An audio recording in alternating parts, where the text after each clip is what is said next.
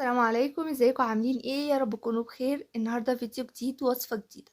هنعمل مع بعض ميني بيتزا. تنفع طبعا لللانش بوكس، للرحلات، سهرة كده قدام التلفزيون ناكلها احنا واولادنا. يعني هتبقى حلوة قوي زي ما انتم شايفينها، خفيفة وهشة وطرية، طعمها بقى يجنن. جربوها وان شاء الله هتعجبكم. شوفوا الفيديو الاخر عشان تعرفوا كل التفاصيل تريكات طلع معاكم البيتزا بالشكل الجميل اللي انتم شايفينه. اول حاجة في بولة ضفت كده 4 كوبايات من الدقيق، يعني حوالي نص كيلو من الدقيق. ضفت عليهم معلقة كبيرة من السكر، وعليهم كمان معلقة كبيرة من الخميرة الفورية، نص معلقة صغيرة من الملح. هقلبهم بقى مع بعض بالشكل اللي انتوا شايفينه. بعدين بالمعلقة برضو الكبيرة كده هضيف 4 معالق كبار من زيت الزيتون، او تضيفوا اي زيت متوفر عندكم. ال4 معالق يعني حوالي ربع كوباية من الزيت. هقلبهم بقى مع بعض، اخلط الزيت كده بالدقيق بكل الحاجات اللي احنا ضفناها. هحضر حليب. الحليب يكون دافي، محطوش كده من التلاجة على طول، يكون دافي معانا. دفيه بس شوية بسيطة خالص على البوتاجاز. طبعا انتوا ممكن تستعملوا في الوصفة دي زبادي لو متوفر عندكم، وكمان ممكن تستعملوا مية دافية لو انتوا مش حابين انكم تضيفوا حليب. بس ضيفوا عليها معلقة كده من الحليب البودر، برضو علشان تدينا طراوة للعجينة.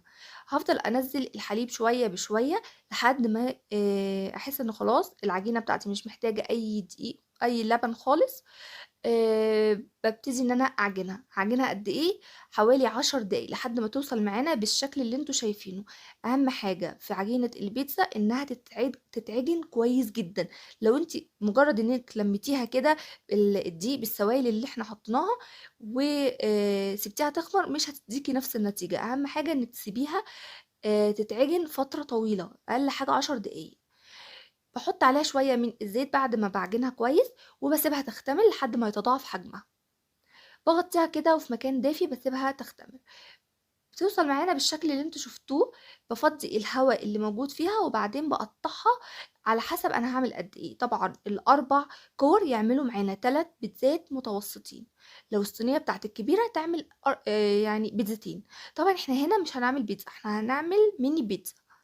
فقطعتها كده لقطع، وهبتدي ان انا اكورها. طبعا مش هنشتغل فيها على طول بعد ما نعملها بالشكل اللي انتوا شايفينه. هسيبها بس حوالي 5 دقايق، اسيب العجينة ترتاح شوية، علشان لو استعملتها على طول او بدأت فيها على طول مش هتتفرد معايا. انما لما بسيب العجينة ترتاح شوية هتتفرد معايا بكل سهولة. بغطيها كده بكيس من البلاستيك وبسيبها بس شوية ترتاح، وبعدين همسك كورة كده هفردها بالشكل اللي